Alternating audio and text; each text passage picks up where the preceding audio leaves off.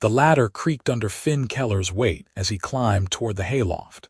The afternoon sun slanting through gaps in the barn's weathered planks and illuminating dust motes that danced in the golden light like tiny spirits. He needed rope, just a length of good hemp rope to fix the paddock gate before the horses decided to test their luck against the broken latch again. And he knew there was a coil somewhere up in the loft among the hay bales and forgotten farm equipment. His father had stored it there before the fever took him last winter, back when Finn was still learning which tools went where and how to keep a frontier homestead running without letting everything fall to pieces. The farm sat 3 miles from the nearest settlement, a collection of rough cabins and a trading post that served the scattered families trying to carve lives from the wilderness. And Finn had learned quickly that self-sufficiency meant knowing where every nail and length of rope could be found. He pulled himself up into the loft and paused, letting his eyes adjust to the dimmer light. The smell of dried grass and old wood filled his nostrils, familiar and comforting in its own way. He took 2 steps toward where he remembered the rope being stored and then stopped completely, his heart suddenly hammering against his ribs. Someone was sleeping in his hayloft, not just someone. An orc. She lay curled on her side atop a pile of loose straw, her green skin vivid even in the muted light, one muscular arm tucked under her head as a pillow. Dark hair, nearly black, fell across her face in tangled waves. She wore leather clothing that had seen better days, torn at the shoulder and stained with what might have been blood or just dirt from hard travel. 2 small tusks curved up from her lower jaw, visible even with her mouth relaxed in sleep. Her breathing was deep and even, the rise and fall of her chest steady and peaceful, as though she had every right to be there, as though his barn was exactly where she belonged. Finn stood frozen, his mind racing through possibilities. Orcs did not sleep peacefully in human barns. Orcs raided settlements and fought in the border wars that had been simmering for generations. Orcs were the reason his uncle had never come back from militia duty 5 years ago. The tales told in the trading post painted them as brutal warriors who showed no mercy, who took what they wanted and burned the rest. But this orc was sleeping like an exhausted child, her face slack and vulnerable in a way that contradicted every story he had ever heard. He should wake her. He should grab the pitchfork leaning against the wall and drive her out, or worse. He should run to the settlement and bring back help, bring back men with weapons who would know what to do. Instead, Finn found himself studying her more closely. Now that his initial shock was fading, he could see details he had missed. Her leather vest was torn not just from wear but from what looked like claw marks. Dark bruises mottled the green skin of her arms. One of her hands was wrapped in a crude bandage that had soaked through with blood at some point, though it looked dry now. She was injured, possibly badly, and she had crawled into his barn seeking shelter, or seeking a place to die quietly. The thought came unbidden and settled in his chest with uncomfortable weight. He knew what it looked like when a creature found a quiet corner to curl up in because it had nothing left. He had seen it in wounded animals, that peculiar stillness that came from being too hurt and too tired to run anymore. She made a small sound in her sleep, almost a whimper, and her brow furrowed. Her fingers twitched against the straw. Finn realized he had made his decision without consciously choosing it. He backed carefully toward the ladder, moving as quietly as he could manage. Every creak of the floorboard seemed thunderously loud, but the orc girl did not stir. He climbed down and stood in the barn's main floor, his heart still beating too fast, his thoughts tangled and uncertain. He should tell someone. He should do something other than what he was about to do. But the image of her bruised arms and bloodied bandage stayed with him as he walked to the well, and drew up a bucket of cold, clean water. It stayed with him as he went to the house and found a clean cloth from his mother's old linen chest, the chest that still smelled faintly of lavender even 3 years after her passing. It stayed with him as he wrapped bread and cheese in another cloth, adding a withered apple from the root cellar. He was probably making the biggest mistake of his life. He was probably going to end up with his throat cut in his sleep. But Finn had never been able to leave a wounded creature to suffer, whether it was a bird with a broken wing or a fox caught in a trap. And apparently, that impulse extended even to orcs sleeping in his hayloft. He climbed back up the ladder slowly, balancing the bucket carefully so the water did not slosh over the sides. The orc girl had not moved. He set the bucket down near the edge of the loft where she would see it when she woke, then placed the bundle of food beside it. He took the coil of rope he had originally come for, because he still needed to fix that gate, and then he climbed back down. He spent the rest of the afternoon working on the paddock, replacing the broken latch and reinforcing the gate post that had started to lean. His hands moved through familiar motions while his mind churned. Every few minutes he glanced at the barn, half expecting to see the orc girl emerging, weapon in hand, ready to repay his mercy with violence. But the barn remained quiet. The shadows grew longer. Evening crept across the farmyard in shades of gold and purple. Finn fed the horses and the 3 chickens that had survived the fox attack last month. He checked on the cow, who regarded him with her usual placid indifference. He drew more water from the well and carried it to the house, going through the routines that structured his days. All the while, a part of his attention remained fixed on the barn. He made himself a simple dinner of porridge and sat at the rough wooden table his father had built, eating mechanically and tasting nothing. The house felt emptier than usual tonight, the silence heavier. It was a small house, just 2 rooms and a loft, built sturdy against the wilderness but never meant to hold more than a family of 4 at most. Now it held only Finn, 23 years old and somehow responsible for keeping everything his parents had built from crumbling into dust and memory. Darkness fell completely. Finn lit a lamp and tried to distract himself with mending a torn shirt, but his stitches were uneven and careless. Finally, he gave up, banked the fire, and lay down on his bed without bothering to undress fully. Sleep was a long time coming. When it finally arrived, it brought dreams of green skin and dark eyes, of tusks and blood and something that might have been fear, or might have been something else entirely. He woke to the sound of chickens raising an alarm, their frantic clucking cutting through the pre-dawn darkness. Finn bolted upright, heart pounding, and grabbed the heavy walking stick he kept by the door. He rushed outside into the gray light before sunrise, expecting to see a fox or a weasel trying for an easy meal. Instead, he saw the orc girl crouched by the chicken coop, one hand extended slowly toward the agitated birds. She froze when she heard him, her head whipping around, and for the first time Finn saw her fully awake and alert. Her eyes were amber, bright as coins, and they fixed on him with an intensity that made him take an involuntary step backward.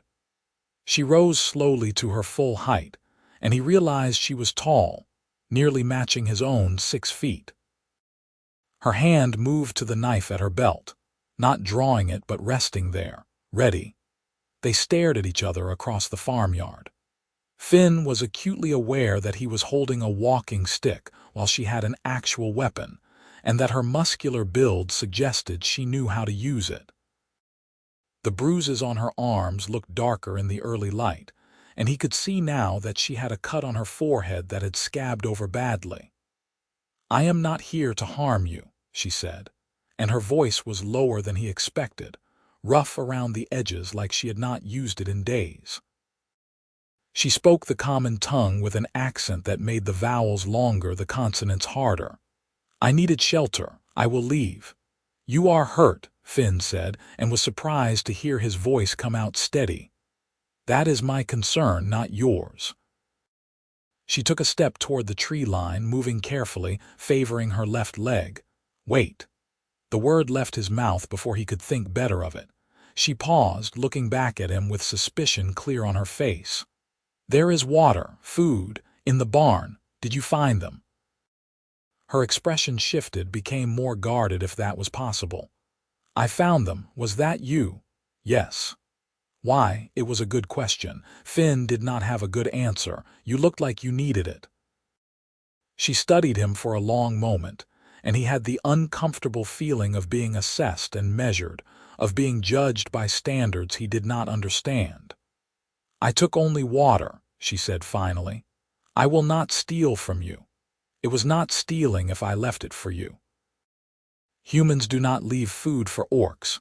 Humans kill orcs, or chase them away, or call for others to come with torches and arrows. Each statement was flat, factual, without apparent emotion. Which will you do? The sky was lightening in the east, pink and orange bleeding across the horizon. In that growing light, Finn could see the exhaustion in her face, the tension in her shoulders that spoke of pain being carefully managed. He thought about the trading post 3 miles away, about the men who gathered there to trade and drink and swap stories. He thought about what they would do if he told them an orc was sleeping in his barn. None of those, he said. You can stay until you are healed or until you want to leave. She looked at him like he had started speaking a foreign language. That makes no sense. Probably not, Finn admitted. But the offer stands. You are hurt and you needed shelter. I have shelter I am not using. He gestured at the barn. The loft is dry and the hay is clean. There is more food if you want it. Why would you do this? Her hand had moved away from her knife, but her posture remained wary, ready to bolt or fight at any moment. Finn thought about lying, about making up some noble-sounding reason. But something in her amber eyes made him tell the truth instead. I do not know. Maybe because you looked like you needed help, and I am tired of watching things die on my land. Maybe because every story I have ever heard says I should hate you, and I would like to make one choice that is mine instead of something I inherited. He shrugged, feeling awkward and exposed. Or maybe I am just a fool. That is possible too. The corner of her mouth twitched, might have been the start of a smile or might have been a grimace of pain. Fool seems likely, she said. Then, after another long pause, I am called Nara. Finn Keller. He shifted the walking stick to his other hand, a gesture that felt important somehow, less threatening. Are you hungry, Nara? I was about to make breakfast. She was hungry. He could see it in the way her eyes tracked to the house, in the tight set of her jaw, but she shook her head. I should not. The offer stands if you change your mind. Finn turned back toward the house, then paused. The bandage on your hand needs changing. I have clean cloth, and something for infection if you want it. He did not wait for her to respond, just walked back inside and set about making breakfast with hands that only shook a little. He built up the fire, set water to boil, cut thick slices of bread that he would toast over the flames. He was pulling out the last of the dried meat when he heard the door creak open behind him. Nara stood in the doorway like she was ready to flee at any moment, her body angled sideways, one hand still on the door frame. The infection remedy, she said. That would be useful. Finn nodded and moved to the shelf where he kept the clay pot of salve his mother had taught him to make from pine resin and herbs. He held it out to her. She crossed the room in 3 quick strides, took it, and retreated back to the doorway. Thank you, she said, the words stiff and formal. You are welcome, he hesitated. The bread will be ready soon. There is enough for 2 if you would like some. She looked at the pot in her hands, then at him, then at the fire crackling cheerfully in the hearth. He could see her warring with herself, suspicion fighting against exhaustion and hunger and perhaps something else, some small spark of hope that seemed almost painful to watch. "I will stay in the barn," she said finally. "But if you bring food, I will eat it." It was a compromise, and Finn accepted it with a nod. She disappeared back outside, moving with that careful limp, and he finished making breakfast with a strange feeling blooming in his chest that might have been nervousness, or might have been something dangerously close to excitement. He brought her bread and meat and cheese arranged on a tin plate, along with a cup of water from the well. He found her sitting in the barn's main floor now rather than up in the loft, her back against a support post, her injured hand resting on her knee. She had taken off the old bandage and was cleaning the wound with water and the cloth he had left. A long gash crossed her palm, red and angry looking but not as bad as he had feared. "It is from a blade," she said when she noticed him looking. "3 days ago. It is healing." Finn set the plate beside her. "What happened, if you do not mind me asking?" Nara picked up the bread and took a bite, chewing slowly like she was savoring it. "Humans happened," she said after swallowing. "My clan was camped near the river, 2 days north of here. We were hunting, bothering no one. A group of human hunters found our camp. They decided that dead orcs would be good sport." She took another bite, her expression hard. "I disagreed. So did my brother and my cousin. We fought. They outnumbered us. I ran. I am not proud of that, but I am alive because of it." "Your brother and cousin," Finn asked quietly, "dead or captured?" "I do not know which." She picked up a piece of cheese, examined it. "Either way, I cannot go back. If they are dead, there is nothing to go back for. If they are captured and I return, I lead the hunters to any survivors." "I am sorry." She looked at him sharply. "Why? You did not kill them." "No, but they were humans. And you are hurt because of what humans did. That seems worth apologizing for." Nara was quiet for a moment, studying him with those unsettling amber eyes. "You are a strange man, Finn Keller." "That is what people keep telling me." He sat down on a bale of hay several feet away, trying to look non-threatening. "What will you do after you heal?" She shrugged, a gesture that traveled through her whole upper body. "Find another clan, maybe. Go west to the mountains where fewer humans hunt. Survive if I can." She finished the bread and started on the meat, eating with efficient speed. "What do you do here, alone on this farm?" "Try to keep it running. My father died last winter. My mother died 3 years before that. It is just me now, trying to grow enough to trade for what I cannot make, trying to keep the animals alive and the buildings from falling down." He smiled without humor. "Surviving if I can. No wife. No children. No time for that. And the nearest settlement is small. Most of the women my age are already spoken for or are not interested in a farmer 3 miles from anywhere." He shrugged. "It does not matter much. The farm keeps me busy enough." Nara tilted her head, regarding him with something that might have been curiosity. "You do not seem old enough to be alone like this." 23. Old enough, I suppose." He watched her eat, watched the way she moved carefully to avoid aggravating her injuries. "How old are you?" 20 winters. Old enough to hunt, not old enough to have been wise enough to run sooner. She drank the water in long swallows, then set the cup down. "This food is good, thank you. You are welcome to more. I do not have much, but I have enough to share." She leaned her head back against the post and closed her eyes. In the morning light streaming through the barn door, the bruises on her skin looked even worse, purple and yellow and deep green in places. "Why are you being kind to me, Finn Keller? Tell me true." He thought about it, really thought about it this time. "Because you are hurt and you needed help. Because turning you away would have made me feel like less than who I want to be. Because maybe I am tired of being alone and even strange company is better than none." He paused. And because you have not tried to kill me yet, which seems like a good sign." That did make her smile just a little, just enough that he could see it. "I could still kill you. But will you?" "No," she admitted.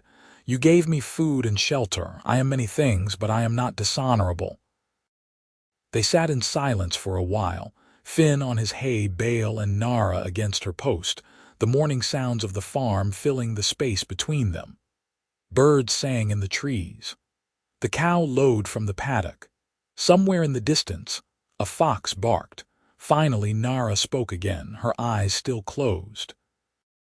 "I will stay 2 days, maybe 3, until my hand heals more and I have strength to travel. Then I will go and you can return to your solitary life. You can stay longer if you need to. 2 or 3 days, she repeated firmly. I have already brought danger to your door by being here. The longer I stay, the more risk you take." She was right, of course. Finn knew she was right. But looking at her sitting there, wounded and exhausted and trying so hard to be strong, he found he did not care much about the risk. "Well," he said, standing up. "For 2 or 3 days, then. I have work to do. Stay in the barn if you want, or in the house if the barn gets too warm. There is a stream beyond the tree line if you want to wash. Just stay away from the main road. The supply wagon comes through sometimes, and I would rather not have to explain you." Nara opened her eyes and looked at him with an expression he could not quite read. "You trust me not to steal from you while you work? I suppose I do." He picked up the empty plate and cup. "Was I wrong to?" "No," she said after a moment. "You were not wrong." Finn spent the day working his fields, checking the young crops that were his best hope for not starving next winter. The wheat was coming in well enough, though it needed rain. The vegetable garden closer to the house needed weeding.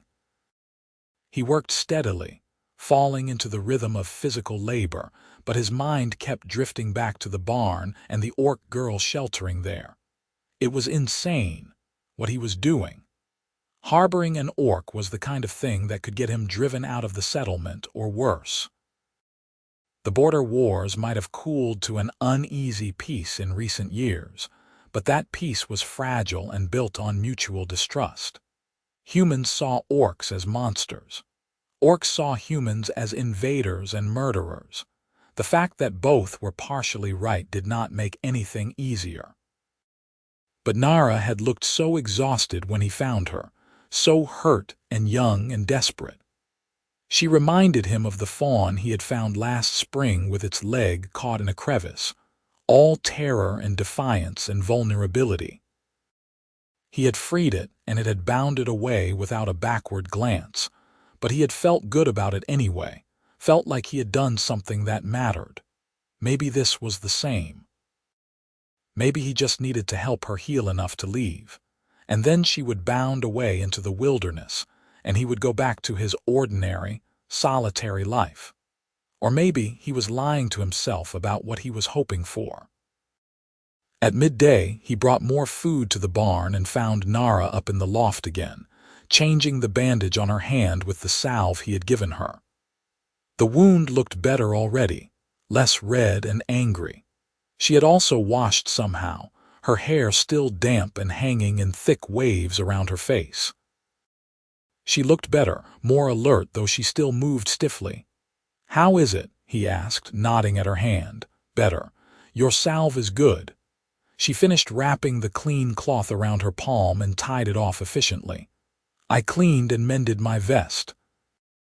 I hope you do not mind that I used needles from your house." "Of course not." He set down the food, more bread and some early radishes from the garden. "Did you rest?" "Some. I am not good at resting." She climbed down from the loft with more ease than yesterday, her movements growing more confident. "I am used to work, to moving, to hunting. Sitting still makes me feel trapped. I know that feeling." Finn watched her take the food, watched the efficient way she moved. "If you want something to do, the garden needs weeding, or there is mending, or you could just explore the area as long as you stay out of sight of the road." Nara ate a radish, crunching it thoughtfully. I could weed. I know plants. What is weed and what is food? He showed her the garden, kneeling in the dirt to point out the difference between the young vegetables and the invasive plants trying to choke them out. She watched carefully, asked intelligent questions, and then waved him away. Go to your work. I can do this. So Finn returned to his fields, and Nara worked in the garden, and the day passed in a strange domesticity that felt both comfortable and surreal. He found himself glancing toward the house every so often, catching glimpses of her green skin against the dark soil, her movements quick and efficient as she pulled weeds and tossed them into a pile. She was still there when evening came, when the sky turned orange and gold and the heat of the day began to fade. Finn finished his work and walked to the garden to find it immaculately weeded, every row clear and clean. You did not have to do all of it, he said. Nara straightened up, wiping dirt on her leather pants. I do not do things halfway. If I was going to weed your garden, I was going to weed your garden. She looked at the neat rows with something that might have been satisfaction. It is good work, honest work. Thank you, he meant it. The garden looked better than it had in months. Would you like dinner? Real dinner, not just bread and cheese, she hesitated, and he could see the same war happening inside her as that morning, suspicion and self-preservation fighting against exhaustion and something else. In the house. If you want, or I can bring it to the barn. The house, she said, and it sounded like a decision, like a choice that meant more than just where she would eat. Finn made a stew with dried venison and the last of his winter vegetables. Herbs from the garden his mother had planted, adding flavor to the simple meal. Nara sat at the table, looking around the small house with open curiosity, her gaze taking in the rough furniture, the blackened cooking pot hanging over the fire, the shelves with their modest collection of plates and cups and tools. You keep it clean, she observed. My mother would have haunted me if I let it get filthy. He ladled stew into wooden bowls and brought them to the table along with spoons and more bread. She was very particular about cleanliness. My mother was the same. Nara picked up her spoon, then paused. My mother is the same. She is still alive, as far as I know, in the eastern clans beyond the border. Will you try to find her, eventually, when it is safe, when I know the hunters are not still looking for me? She ate some stew, made a small sound of appreciation. This is very good. They ate in silence for a while, the crackling of the fire the only sound. It was strange, Finn thought, how quickly he had gotten used to her presence, to the sight of her sitting at his table with her green skin and her tusks and her amber eyes. She should have frightened him. Instead, she made the house feel less empty. Tell me about your clan, he said after a while, if you do not mind talking about it. Nara was quiet for a moment, her spoon poised above her bowl. We are hunters and gatherers, mostly. We move with the seasons, following game and good foraging. My father is the clan leader, my mother is the healer. I have 2 brothers and a sister. She corrected herself, pain flickering across her face. Had 2 brothers, now maybe 1, maybe none. I am sorry, Finn said again, inadequately. War is hard on everyone. She ate more stew, not looking at him. What was your family like?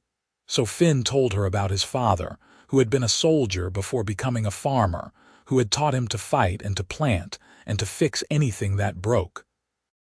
He told her about his mother, who had been the daughter of a tradesman and had never quite gotten used to frontier life, but had loved his father enough to try. He told her about the fever that had taken his father quickly, about the infection that had taken his mother slowly, about the loneliness of being the last one left. You honor them by keeping this place, Nara said when he finished. That is a good thing. Sometimes I am not sure. Sometimes I think I should sell it, go somewhere with more people, have a different life. He looked around the house, seeing it through her eyes. But this is what they built. This is what they wanted. It feels wrong to give it up. Then do not give it up. She said it simply, like it was the most obvious thing in the world. Do what feels right to you, not what anyone else thinks you should do. They finished eating and Finn heated water for washing up. Nara helped without being asked, drying the bowls and spoons and putting them back on the shelves where she had seen them come from. It felt domestic and comfortable in a way that made Finn's chest feel tight. I should sleep, Nara said as the last of the light faded from the windows. Tomorrow I will do more work for you. You have been generous. I will repay it. You do not need to repay anything. I do, she insisted. It is a matter of honor. Finn did not argue. He watched her leave for the barn, watched her limp a little less than she had that morning, and then he cleaned up the last of the dishes and banked the fire and lay down in his bed with his mind churning. She would leave in a day or two, she had said. The thought sat heavy in his chest. The next morning dawned clear and warm, promising a hot day. Finn woke early and made breakfast, and this time when he brought it to the barn, Nara came to the house without hesitation, eating at his table like it was becoming routine. What work do you have today? She asked. I need to repair part of the fence on the north pasture. The posts are rotting and need to be replaced. He looked at her critically. But that is heavy work. You should rest. I am strong enough for heavy work. She flexed her injured hand, testing it. The pain is less. I can help. She could help, and she did. They worked together in the north pasture, Finn digging out old posts while Nara carried new ones from the woodpile by the barn. She was strong, he realized, genuinely strong in a way that made his own strength look ordinary. She lifted logs he would have struggled with and carried them easily, barely breathing hard. Your people are stronger than humans, he said, not quite making it a question. Yes, stronger, tougher, harder to kill. She set down a post and wiped sweat from her forehead. It is why humans fear us, I think. It is easier to hate what you fear. Is that why orcs hate humans? Because they fear them? Nara considered this. Maybe. Or maybe orcs hate humans because humans hunt us, kill us, drive us from our lands. It is hard to love those who want you dead. Finn had no good answer to that. They worked in silence for a while, the sun climbing higher, sweat soaking through their clothes. At midday they stopped to rest in the shade of a tree, drinking water from the bucket Finn had brought and eating the lunch Nara had somehow found time to prepare that morning. You ever think about leaving? She asked suddenly. Just walking away from all of this, sometimes. Often, maybe. He looked at the fence they were repairing, at the fields beyond. But where would I go? What would I do? This is all I know. You could learn other things. You are young. You are not stupid. She pulled her knees up, rested her arms on them. There is a whole world beyond this farm. Is there? Or is there just more of the same, different places where people struggle and die and try to build things that last? He shook his head. I am not saying this is perfect. I am just saying I am not sure anywhere else would be better. That is very sad, Nara said quietly. Is it? What would you do if you were me? She thought about it, her gaze distant. I do not know. I have never had the choice to stay in one place. My whole life has been moving, following the clan, never settling. Maybe that is sad too. They finished the fence as the afternoon began to cool, the new posts solid and straight, the rails secured properly. It was good work, work that would last, and Finn felt a sense of satisfaction looking at it. Nara stood beside him, and he was aware of her height, of the way her shoulder almost brushed his, of the faint scent of her that was different from any human he had known, earthy and warm. Thank you for your help, he said. You are welcome. She turned to look at him, and her amber eyes caught the light in a way that made his breath catch. I leave tomorrow, Finn Keller. My hand is healed enough. I am strong enough. Staying longer puts you at risk. He had known it was coming. She had told him 2 or 3 days from the start. But hearing it stated so plainly made something in his chest clench painfully.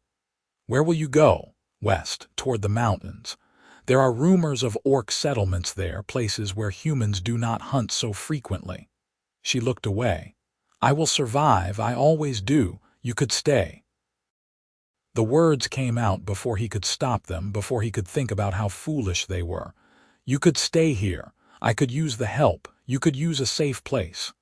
"That is impossible." But she said it softly, without the hard certainty he expected. "Why?" "Because I am an orc and you are a human. Because someone will eventually see me. Because even if they do not, what kind of life would that be? Hiding. Always afraid of being discovered." She shook her head. "You are kind, Finn, but you are not thinking clearly." "Maybe I am thinking more clearly than I ever have." He turned to face her fully. "I am alone here. I have been alone for a long time. You need a safe place and I need help, and maybe this is insane, but maybe it could work. Until someone comes to trade and sees an orc in your barn. Until the supply wagon comes and I am spotted. Until someone decides to burn down the farm with both of us in it." Her voice was firm, but he could hear something underneath it, something that might have been hope or might have been regret. "I cannot stay. You cannot ask me to. I am asking anyway." Nara looked at him for a long moment, her expression unreadable. Then she turned and walked back toward the barn, her shoulders stiff, and Finn stood alone by the new fence, feeling like he had just lost something he had not known he wanted until it was gone. That night she did not come to the house for dinner.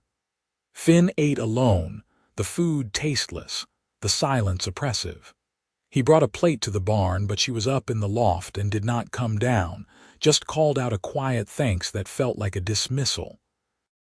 He lay awake most of the night, staring at the ceiling, thinking about her leaving, about going back to being alone, about the way she had looked in the sunlight with sweat on her green skin and determination in her amber eyes. He was being a fool. She was right to leave. It was the only sensible thing. But sense had never felt so much like surrender. Morning came too quickly. Finn made breakfast mechanically, not expecting her to join him, and was surprised when she appeared in the doorway as he was setting the pot on the table. "I thought you might have already gone," he said. "I said tomorrow. It is not tomorrow yet." She sat at the table, her movements careful, her face expressionless. "I leave after we eat." They ate in heavy silence. Finn wanted to say something, to argue his case again, to ask her to reconsider, but the set of her jaw told him it would be useless. She had made her decision, and she was not going to be swayed by sentiment or loneliness or whatever foolish thing he was feeling. She was nearly finished eating when they heard the sound of horses approaching. Finn's head snapped up, his heart suddenly racing. Horses meant people, and people meant trouble. Nara was on her feet instantly, her hand going to her knife, her whole body tense and ready for violence. "The barn," Finn said quickly. "Go, now, up in the loft and stay quiet." She did not argue, just moved fast and silent out the door and across the yard. Finn watched her disappear into the barn, and then forced himself to breathe slowly, to calm down, to look like a man who had just been eating breakfast alone as usual. The horses came around the bend in the road, and Finn's stomach dropped. There were 4 of them, carrying men he recognized from the settlement. Garrett Moore rode in front, a hunter and sometime militia leader who enjoyed his authority more than Finn liked. Behind him were 3 others, all armed, all wearing the hard expressions of men on serious business. Finn stepped outside, shading his eyes against the morning sun. "Morning, Garrett. What brings you out this way?" Garrett reined in his horse, looking down at Finn with something that might have been suspicion, or might just have been his natural expression. "Morning, Finn." "We are tracking something. You seen anything strange around here the last few days? Strange how? Finn kept his voice casual, kept his hands relaxed at his sides even though his heart was hammering. Orc tracks, heading west from the river. We have been following the trail for 2 days now and it led us this direction. Garrett shifted in his saddle, his gaze sweeping the farmyard, taking in the house, the barn, the fields. Thought maybe you saw something, heard something. Orcs this far south are dangerous. We mean to find it before it causes trouble. I have not seen anything, Finn said, and hated how easily the lie came. But I will keep an eye out. If I see tracks, I will come tell you. One of the other men, a heavy-set farmer named Douglas, spoke up. Mind if we take a look around? Just to be sure. Every muscle in Finn's body tensed. A look around my property? Why? The tracks lead this way, Garrett said. His tone was reasonable, but his eyes were hard. Could be it is hiding in your barn or your woods. We just want to check, make sure you are safe. I appreciate the concern, but I am fine. Finn stepped forward, positioning himself between the men and the barn. I have been here every day. If there was an orc around, I would know. Would you? Garrett's hand rested on the rifle strapped to his saddle. Or would you be dead before you could raise an alarm? These creatures are dangerous, Finn. You know that. I also know that 4 armed men searching my property without my permission is not how neighbors treat each other. Finn put steel in his voice, channeling every bit of authority his father had ever shown. I said I have not seen anything. I would appreciate if you took my word for it. The men exchanged glances. Douglas looked ready to push the issue, but Garrett held up a hand. Easy, Finn. We are not trying to cause trouble. We are trying to prevent it. He gathered his reins. But if you say you have not seen anything, we will take your word. For now. The implication hung in the air like a threat. Finn held his ground, kept his expression neutral, and waited. Finally, Garrett turned his horse. We will keep tracking west. If you do see anything at all, you come find us. Understood? Understood. The 4 men rode off, kicking up dust as they headed down the road toward the west. Finn stood watching them until they were out of sight, his heart still pounding, his hands shaking slightly now that the immediate danger had passed. He waited another 5 minutes to be sure they were really gone, then walked quickly to the barn. Nara, they are gone. She climbed down from the loft, her face pale beneath the green, her amber eyes wide. They are hunting me. Yes, they will come back. When they lose the trail, they will circle back and search more thoroughly. She grabbed her pack, the few supplies she had gathered. I have to go now. I have already put you in too much danger. Wait. Finn caught her arm, felt the solid muscle beneath her skin. They went west. If you go west, you will run right into them. Then I will go another direction. And if they double back, if they are watching, they are hunters, Nara, good ones. If they see you leave here, they will know I lied. They will kill you and probably burn my farm for harboring an orc. She pulled her arm free, her face anguished. Then what do you suggest? I cannot stay. Every moment I am here is a moment you are at risk. Finn's mind raced, thinking through options, discarding them, searching for anything that might work. The root cellar, he said finally, under the house. It is dark and cool, and there is a false panel in the back that leads to a storage space. My father built it to hide valuables if raiders came. You could hide there. For how long? They will not stop hunting me. A few days, maybe, until they give up and move on, until they decide you went in a different direction. He grabbed her shoulders, made her look at him. Please, at least wait until dark. You can travel at night when they cannot track you. It is safer. She stared at him, conflict clear on her face. He could see her weighing the options, calculating odds, trying to decide between risking herself and risking him. Finally, she nodded once, sharp and decisive. Until dark. Then I go and I do not come back.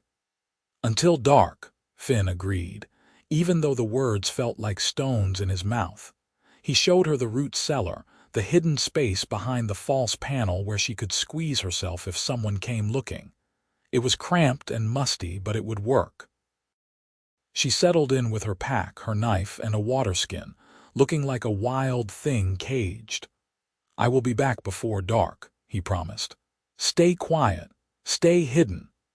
She nodded but said nothing, and Finn climbed back up into the house feeling like the world had shifted under his feet. He tried to work through the day but could not focus. He kept imagining Garrett and his men coming back, kept seeing scenarios where they searched the house and found Nara and everything went to hell. He jumped at every sound, spun around at every bird taking flight. The afternoon dragged endlessly. Finn forced himself to go through motions, to feed the animals and check the fields, to look like everything was normal. But his mind was in the root cellar with the orc girl who had somehow become important to him in the space of 3 days. Dusk was just beginning to paint the sky when he heard horses again. This time it was just Garrett, riding alone, looking grim. Finn met him in the yard, his mouth dry, his heart racing. "Find the orc?" he asked, trying to sound casual. "No, lost the trail about 2 miles west of here." Garrett dismounted, tied his horse to the fence post. "Damned strange. Tracks just vanished like the creature learned to fly. Maybe it doubled back, maybe it went up into the trees." Finn shrugged, praying Garrett would just leave. Maybe.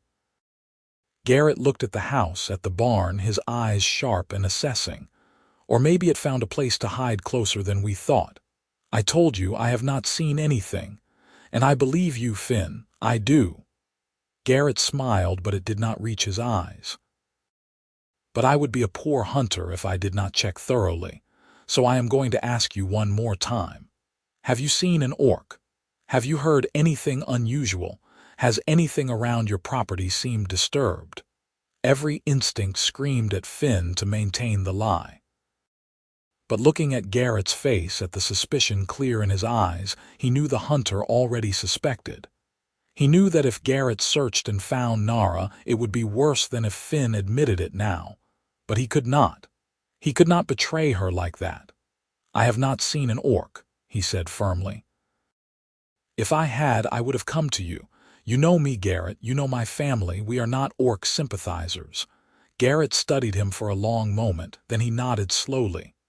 "All right, Finn, I will take your word." He mounted his horse again, gathered the reins. "But I am leaving Douglas watching the West Road tonight, just in case. And I will be back this way tomorrow to check in. If that orc is around here, we will find it." He rode off, and Finn stood watching until the sound of hoofbeats faded completely. Then he went inside, locked the door, and opened the root cellar. "He is gone," he said quietly, "but he is leaving someone watching the road, and he is coming back tomorrow." Nara emerged from the hidden space, unfolding herself carefully. "Then I leave tonight. Through the woods, away from the road. They will still be hunting tomorrow. You need more time." "I do not have more time." Her voice was sharp, edged with frustration and fear. "Every hour I stay is an hour closer to them finding me, to them finding you helped me. I will not let you die for me, Finn Keller. And I will not let you walk out there and get hunted down like an animal." He realized he was shouting and forced himself to lower his voice. "Please, one more day. Stay hidden one more day, and I will find out what their plans are. I will go to the settlement tomorrow, talk to people, learn what I can. Then you can leave with better information.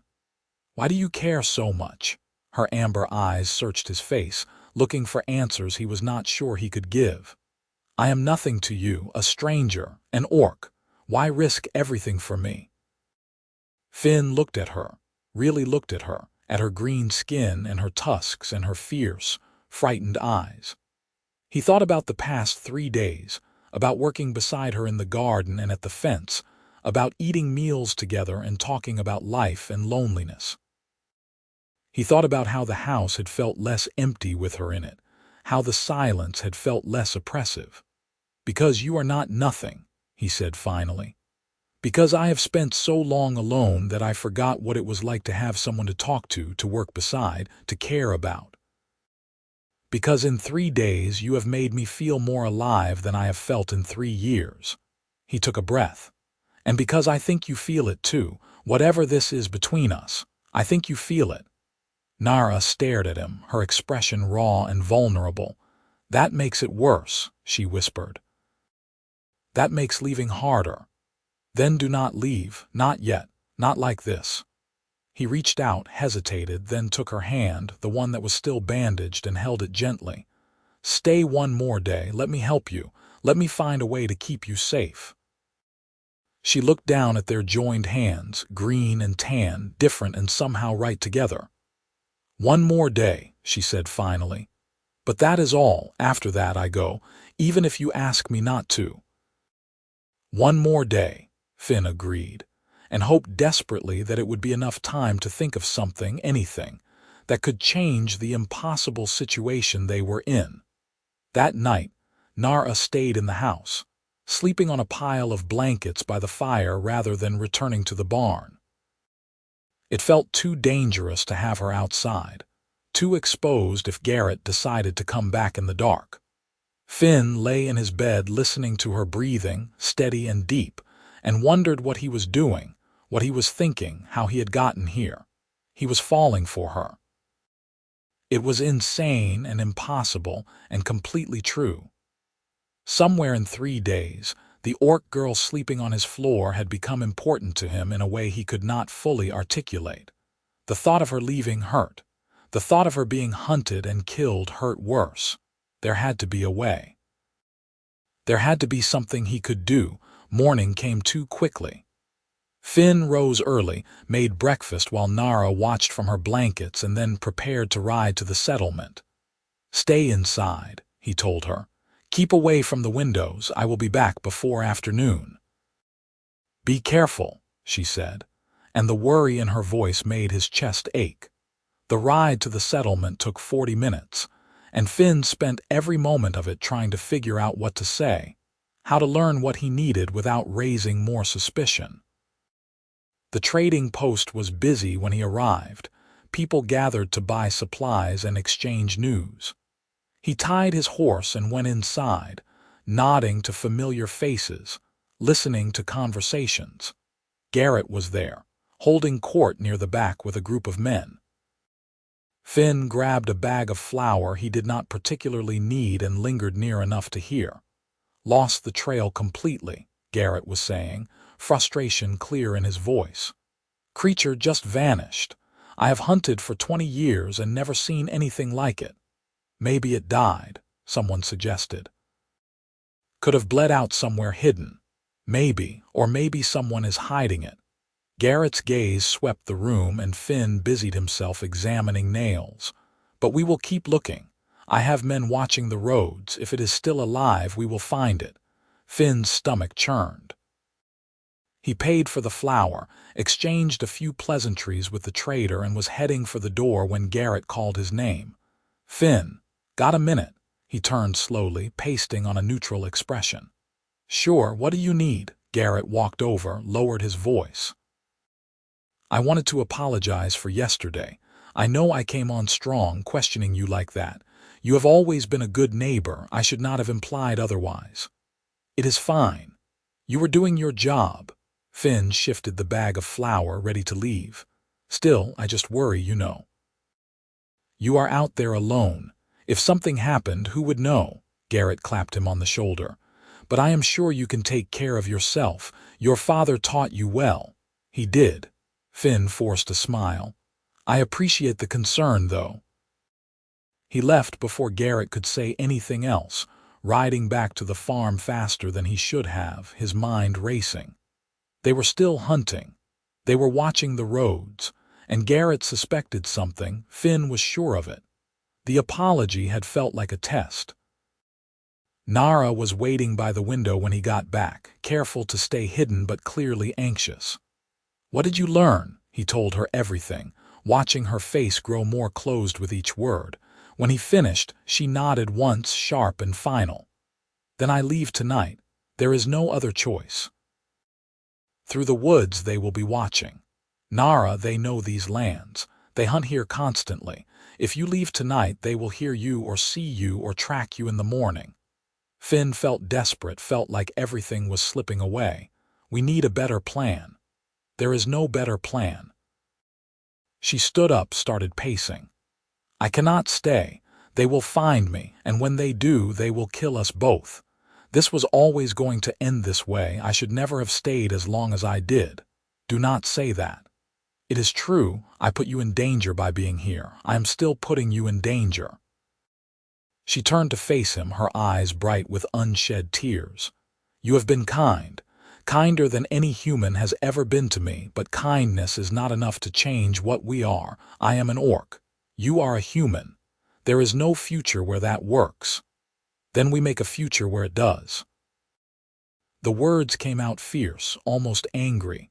"We figure it out together." "How?" She spread her hands, helpless.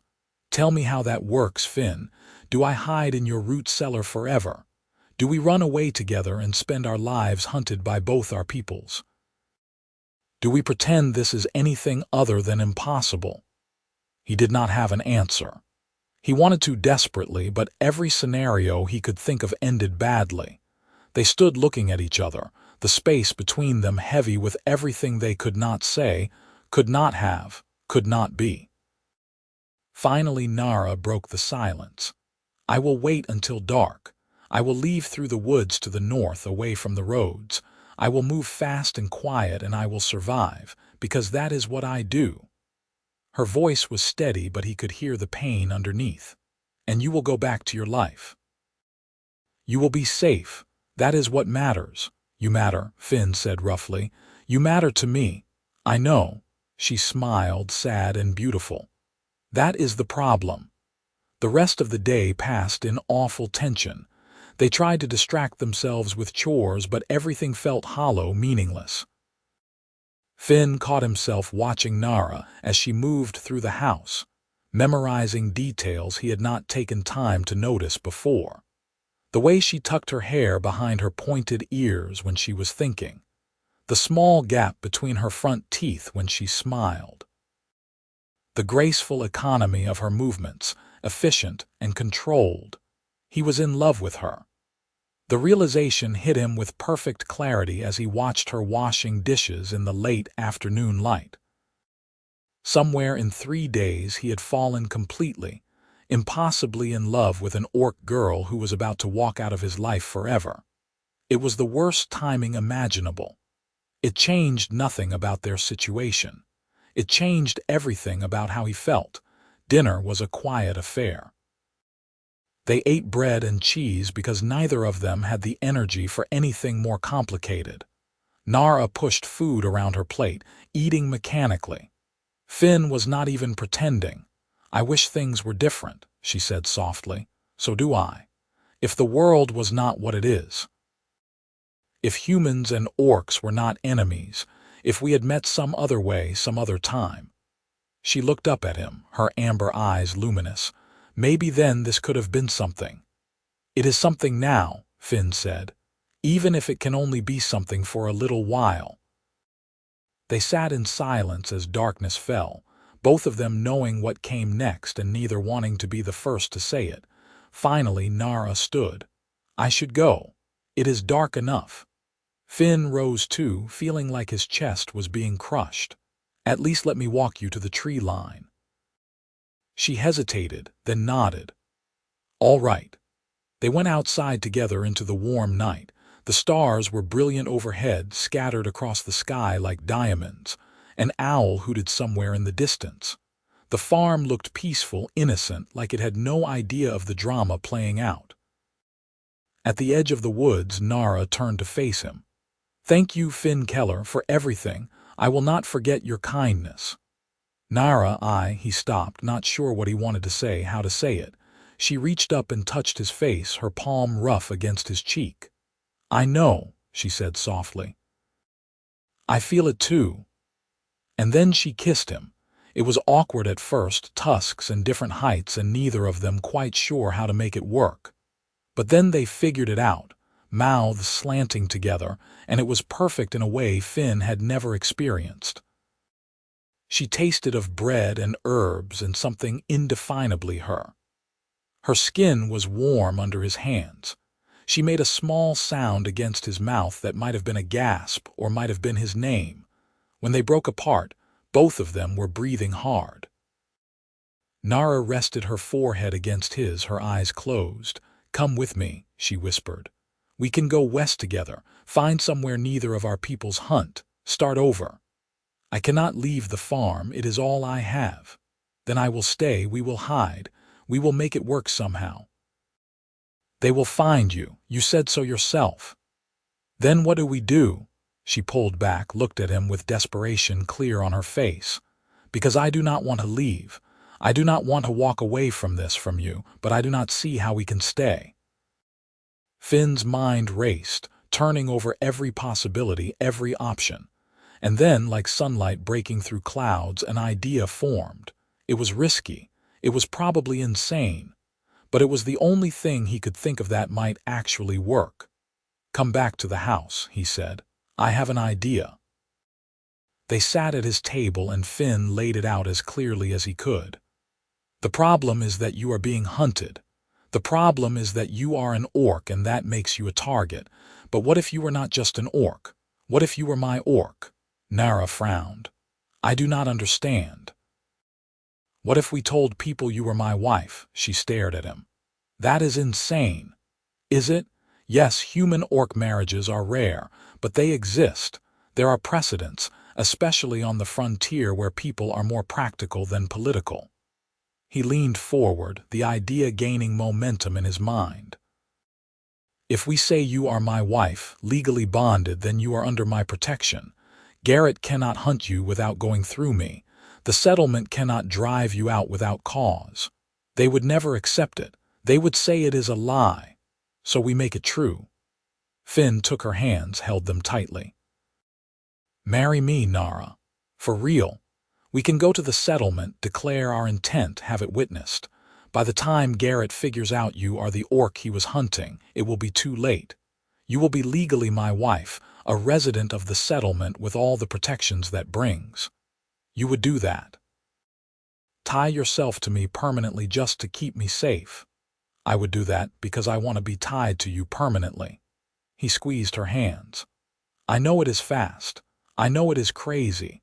But I meant what I said before. These last 3 days with you have meant more to me than the last 3 years alone. If you walk away tonight, I am going to spend the rest of my life regretting that I did not do everything I could to make you stay." Tears were sliding down her green cheeks now, catching the lamplight. "What if it does not work? What if they reject it? What if they come for me anyway? Then we fight, together." He pulled her hands to his chest, pressed them over his heart. "I am not saying it will be easy.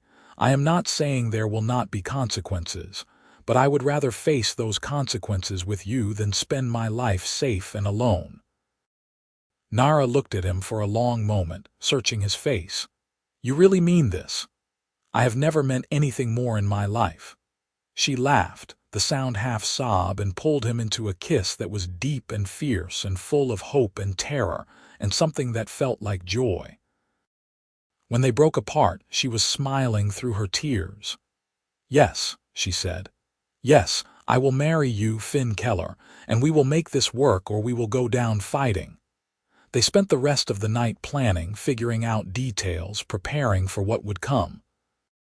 In the morning, they would ride to the settlement together. They would declare their intent to marry before witnesses, following the frontier custom that was simpler than formal ceremonies. They would face whatever came next as partners. It was terrifying. It was perfect. Finn did not sleep that night, too keyed up with nerves and hope and the memory of kissing Nara. She dozed fitfully by the fire, starting awake at every sound. When dawn came, they both looked exhausted and determined. "Ready?" Finn asked. "No," Nara admitted.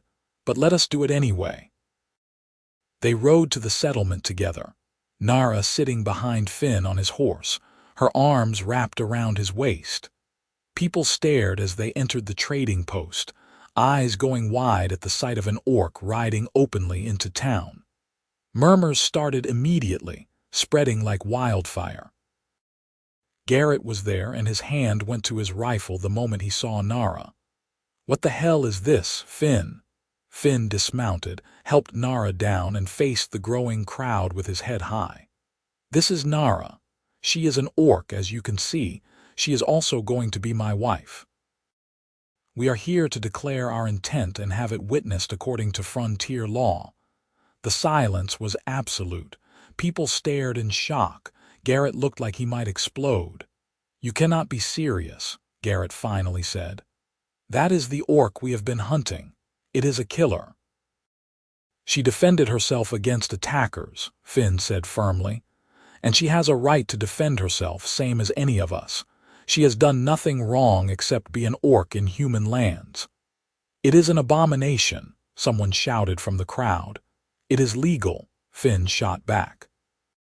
"Frontier law recognizes marriages between species when both parties consent. We are consenting. We are here to make it official." The trader, an older man named Simon who ran the post, pushed his way forward. "Finn, are you sure about this? There will be consequences. People will not accept it easily, I am sure." Finn took Nara's hand, laced his fingers through hers. "I have never been more sure of anything." Simon looked at Nara. "And you want this?" "I do," Nara said, her voice clear and strong despite the hostile crowd. "I want to marry Finn Keller. I want to make a life here if I am allowed." Simon sighed, rubbed his face. "Well, I suppose I have seen stranger things in my years running this post. If you both consent freely, then under frontier law I can witness the declaration." He pulled out a ledger, flipped to a blank page. "State your names and intent for the record." Finn did, then Nara, their voices steady as they made their declarations official. Simon wrote it down, then had them both sign. He called for witnesses, and after some hesitation, 2 people stepped forward, more out of curiosity than support, but it was enough. "By the authority vested in me as settlement recorder, I witness this intent of marriage between Finn Keller and Nara," Simon intoned. "May you find happiness, or at least not regret, which is about the best I can offer for something this unusual." A few people laughed nervously, most just stared. Garrett looked furious. "This is not over," he said coldly. "Just because you married it does not mean we have to accept it. There are still rules, still laws. And we will follow them," Finn said. "Nara is under my protection now. She is my responsibility. If she breaks any laws, I will answer for it. But you cannot hunt her anymore, Garrett. She is a legal resident now." Garrett's jaw worked, but he could not argue the point. Frontier law was clear, even if he hated it. Finally, he turned and stalked out, several others following, but not everyone left. Some people stayed, looking uncertain or curious or even slightly approving. Simon clapped Finn on the shoulder. "You have always been braver than you looked, boy. I hope you know what you are doing." "So do I," Finn admitted. They rode back to the farm in tense silence, both of them processing what had just happened. When they arrived home, Finn helped Nara down and they stood in the yard looking at each other. "We did it," Nara said, sounding slightly amazed. "We did it," Finn agreed. "You are my wife now, or you will be once we have the formal ceremony." "On the frontier, the declaration is the ceremony," Nara said. "We are married, Finn, really married." The reality of it settled over them both. They were married. They had just permanently tied their lives together to solve an impossible problem, and because they had fallen impossibly in love in 3 days. "Do you regret it?" Finn asked quietly. "No." Nara smiled, genuine and bright. "Do you? Not even a little bit." She kissed him then, right there in the farmyard with the chickens clucking around them and the sun warm on their skin. It was a kiss that tasted like hope and defiance, and the beginning of something neither of them could fully imagine yet. The next weeks were hard. Some people from the settlement came to trade or visit out of genuine curiosity or tentative acceptance. More stayed away, making their disapproval clear. Garrett and his friends made a point of riding past the farm occasionally, watching, waiting for Nara to give them an excuse to act. But Nara gave them nothing. She worked beside Finn every day, helping with the fields and the animals, proving herself as capable and hardworking as any frontier wife. She learned to cook human food, though she complained it was too bland and needed more spice.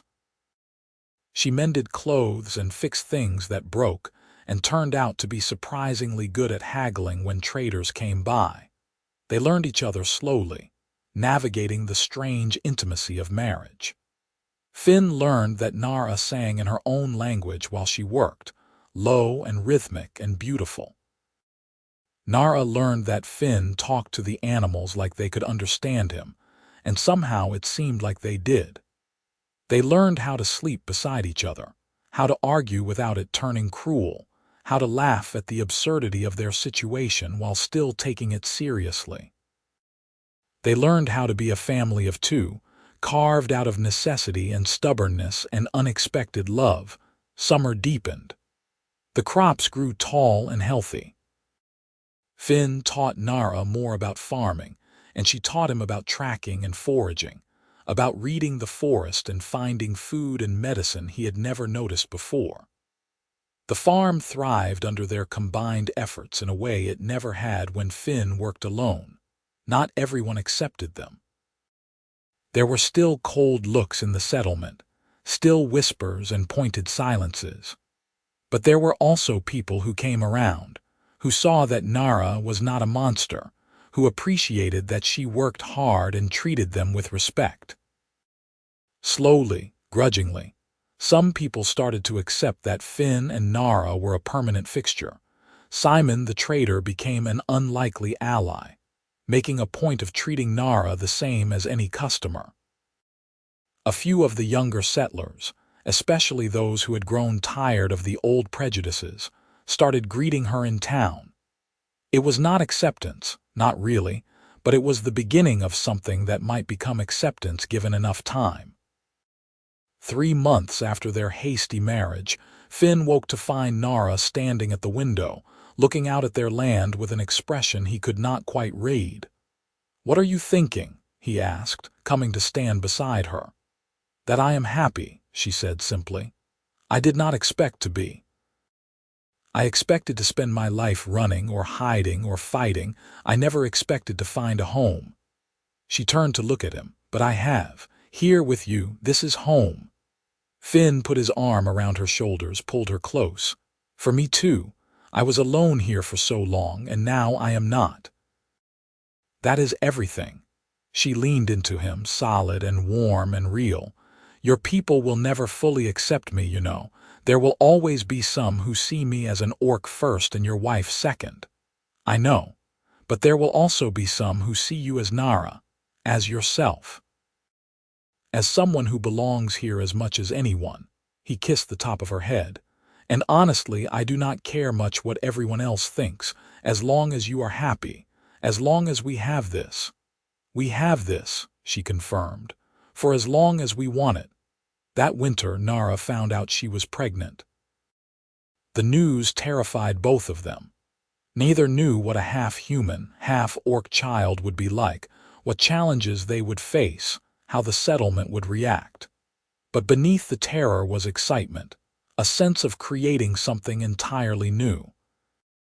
"Our child will be the first of their kind in this settlement," Nara said, one hand on her still flat belly. "That is a lot of pressure." "Our child will be loved," Finn said firmly. "That is all that matters. The rest we will figure out." The pregnancy was difficult. Nara was sick for weeks, unable to keep much food down. Finn did everything he could to help, taking over the heavier chores, making gentle soups and teas, sitting with her through the worst nights. Slowly, she improved. By spring she was glowing with health, her belly round and firm, moving through the farm work with determination despite her changing body. Some people in the settlement were horrified by the pregnancy. Others were fascinated.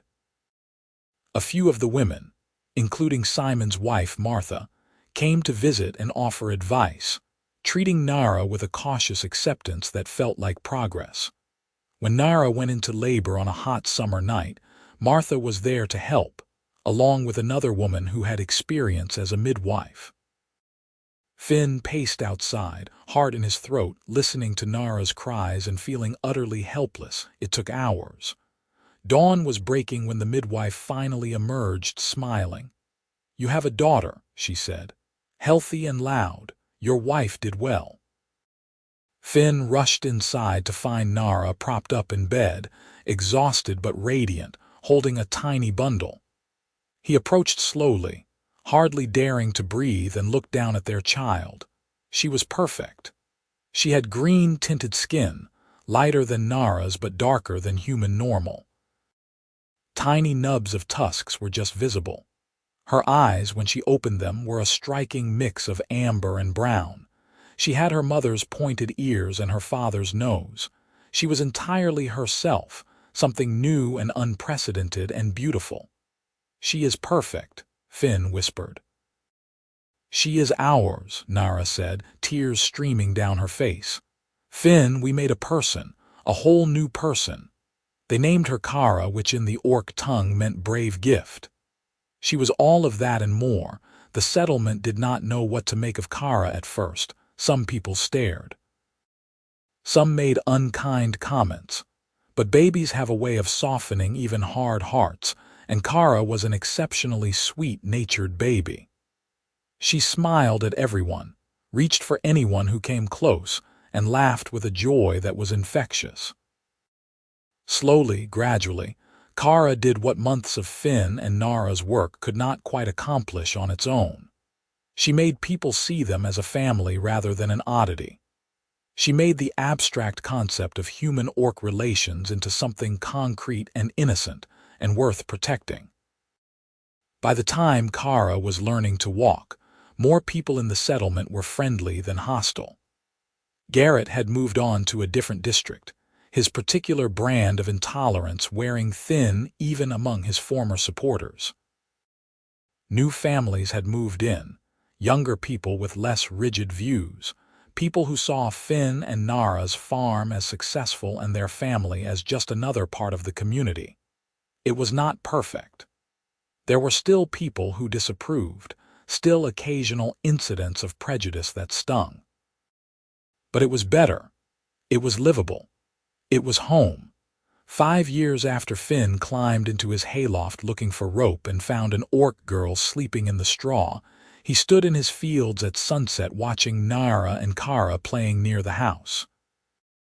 Kara was chasing chickens with the determined focus of a 5-year-old, her laughter ringing across the farmyard. Nara was supervising, calling out warnings and encouragement in equal measure. Simon rode up, stopping his horse by the fence. "Evening, Finn. Good harvest this year." "Looking that way, the wheat is strong." Finn leaned on the fence post. "What brings you out?" "Just checking in. And I wanted to let you know there is talk in the settlement. Good talk for once." Simon grinned. "Some of the younger families are thinking about what you and Nara did. There is a human man courting an orc woman he met while trading up north. He came to me asking about the legal process." Finn felt something warm bloom in his chest. "Really? Really? Seems you two started something, proved it could work." Simon tipped his hat. "Thought you should know. Not everyone thinks you are crazy anymore. Some people think you might have been ahead of your time." After Simon left, Finn walked down to the house where Nara was settling Kara down for the evening. He told her what Simon had said and watched her face light up with surprised joy. "We did that?" she asked. "We did that, just by living our lives, just by refusing to accept that love is only for people who look the same." Finn pulled her close, kissed her forehead. You asked me once why I was kind to you. This is why. Because kindness creates more kindness. Because love creates more love. Because the world only changes when someone is brave enough to be different. You were brave enough, Nara said softly. You risked everything for me. We were brave enough, Finn corrected. Both of us, together.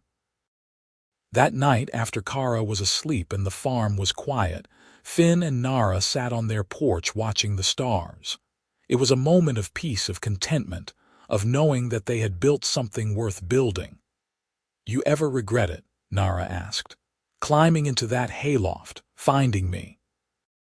Finn thought about it seriously, considered all the difficulties and dangers and complications that had come from that one decision.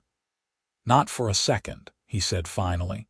You are the best thing that ever happened to me. You and Kara, this life we built. It is everything I never knew I wanted. Nara smiled, that beautiful smile that still made his heart skip. Good, because I am not going anywhere, neither am I. They sat together as the night deepened. Two people who should have been enemies and had become partners instead, who had chosen love over fear, who had built a family in the face of impossible odds. The farm would continue. The seasons would turn. Kara would grow up strong and brave, a bridge between two worlds, proof that different could be beautiful. More mixed families would join the settlement, making it richer and more diverse. The old prejudices would fade slowly, replaced by understanding born of proximity and shared experience. It would not be perfect. There would still be challenges and setbacks and moments of doubt, but Finn and Nara would face them together, the way they had faced everything since that day he climbed looking for rope and found love instead. And in the end, that was all that mattered. Not the differences that should have divided them, but the love that had bound them together. In the end, that was everything.